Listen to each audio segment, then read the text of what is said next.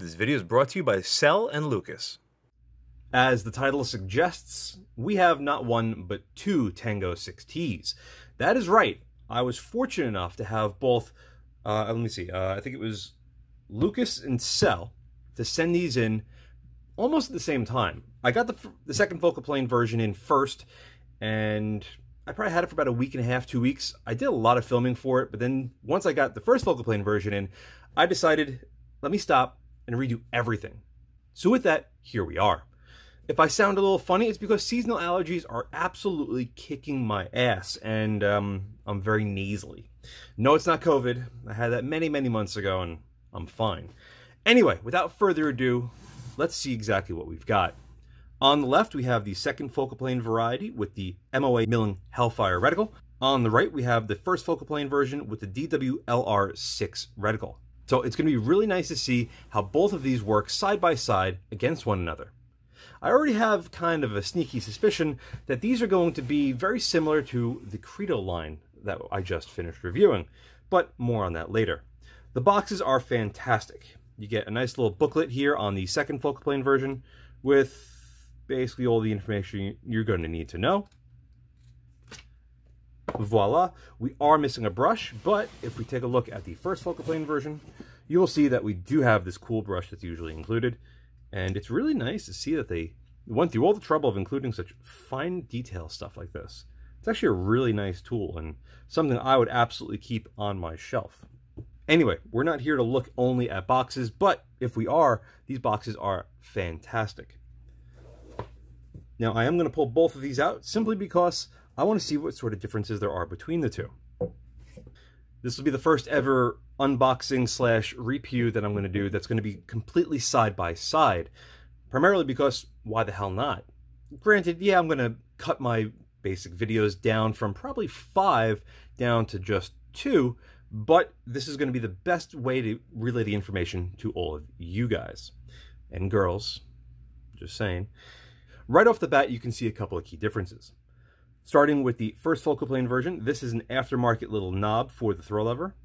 HRF something or other. It's actually really, really nice. I've already basically filmed and shot with these for a couple of weeks now, and it's a nice little add-on.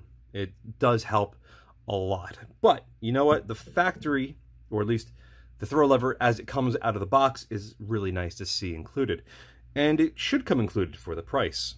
If you don't know what these cost, they're around $1,400, and they fluctuate a little bit higher, a little bit lower, depending on which one you're looking for and what kind of sales you can find. Anyway, the main difference between the two, as you can see, the first focal plane version has the serial number, manufacturing number, and the pin number all engraved on the top. The SFP version does not. On the bottom, you can see they're both assembled in the USA. And it doesn't say manufactured or made in the USA, it just says assembled. So I have a sneaky suspicion that these are made overseas, more than likely in Japan, and then they're just assembled here for military purposes. Because I think, and if you know this for a fact, please comment down below, but I think that's a requirement for the US military. Could be wrong. But that's the only thing that I could really see making sense in my mind. We're going to start with the second focal plane version, which I should do screw it. I'm going to do the first focal plane version first because I keep on confusing second and first back and forth, and I'm just going to ruin it. So I'm going to make it nice and consistent. The first focal plane will always be first, followed by the second focal plane version. Starting at the back, you can see we have a fast focus eyepiece. It is smooth, and the sound you hear is either my cat rubbing up against a cardboard box under the table, or the seal inside of here making contact with the actual housing. And you know what? It feels fantastic. There is not any wiggle to this whatsoever. It is rock solid. I'm going to screw this all the way in just to have no problems. Then I will go on to the second focal plane version and see if it's the same.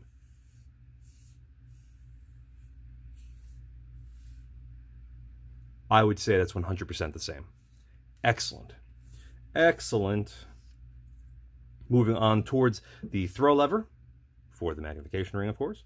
You can see we have 1 at the 9 o'clock position and 6 at the 3 o'clock. So it's a regular 180-degree sweep. This is absolutely butter smooth. Melted butter, not frozen butter. Oh, it's fantastic. Yes, Guppies, I hear you. I hear you. My girl wants to be in the video. We'll see if she jumps up on the table and ruins everything. On to the second focal plane version. We have the exact same sort of magnification ring. And it feels and sounds exactly the same. On to the illumination control.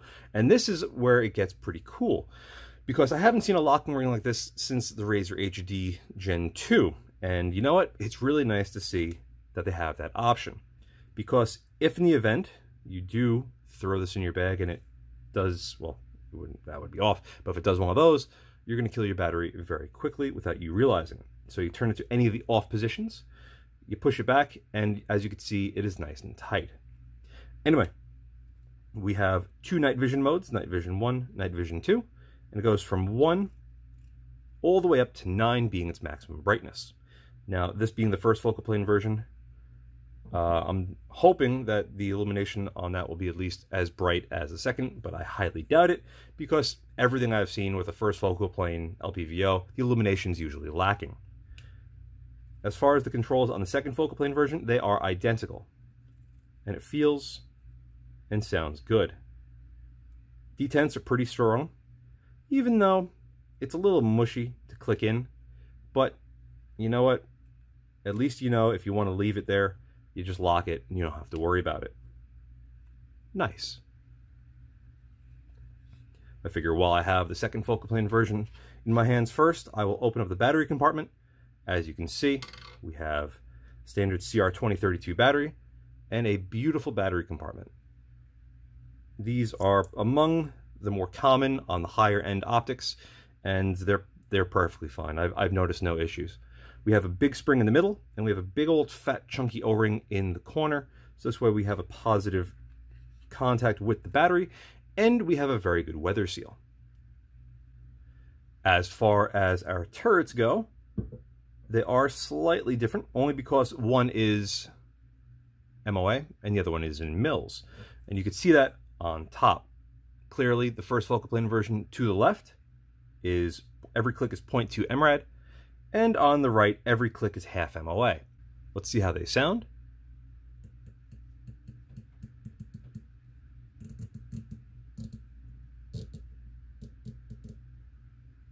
Very, very nice. Very positive click. Nice loud detent.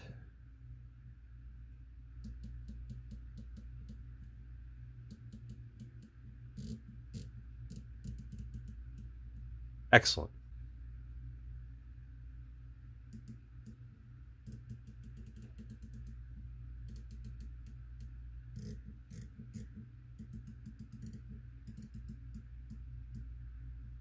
Excellent.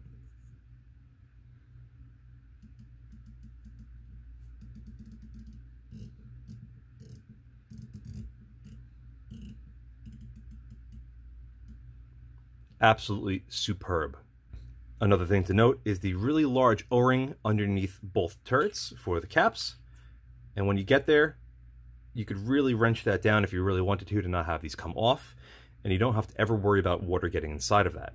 So without further ado, let's get behind these things and see what they're going to look like.